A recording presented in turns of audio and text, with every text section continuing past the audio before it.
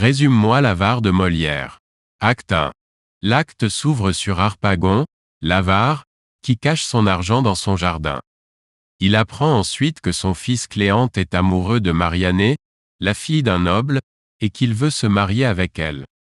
Cependant, Harpagon a également des vues sur Marianée. Par ailleurs, Élise, la fille d'Harpagon, est amoureuse de Valère, un homme sans fortune.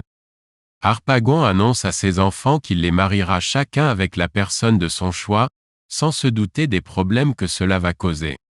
Acte 2. Harpagon soupçonne que son argent a été volé et questionne ses proches.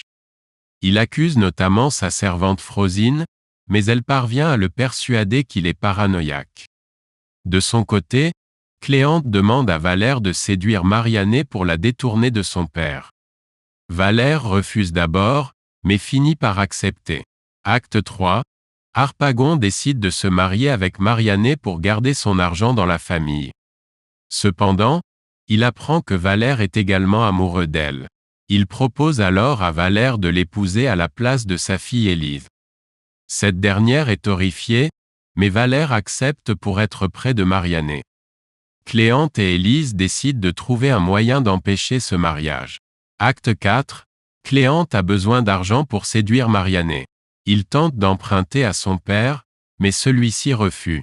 Il cherche alors l'aide de Frosine, qui lui propose d'emprunter de l'argent à Harpagon en échange d'un bénéfice pour elle. Valère avoue à Marianée qu'il a accepté de se marier avec Élise pour être près d'elle. Marianée avoue qu'elle l'aime également. Acte 5. Le jour du mariage arrive. Élise refuse de se marier avec Valère et Harpagon est furieux. Il découvre que Cléante a emprunté de l'argent et menace de le faire arrêter. Finalement, un valet révèle que c'est Harpagon lui-même qui a caché son argent dans le jardin et l'a oublié.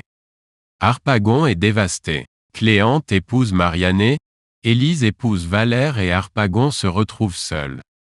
En somme, L'Avare est une comédie satirique sur l'avarice et l'obsession pour l'argent, avec des intrigues amoureuses et familiales complexes qui se résolvent à la fin.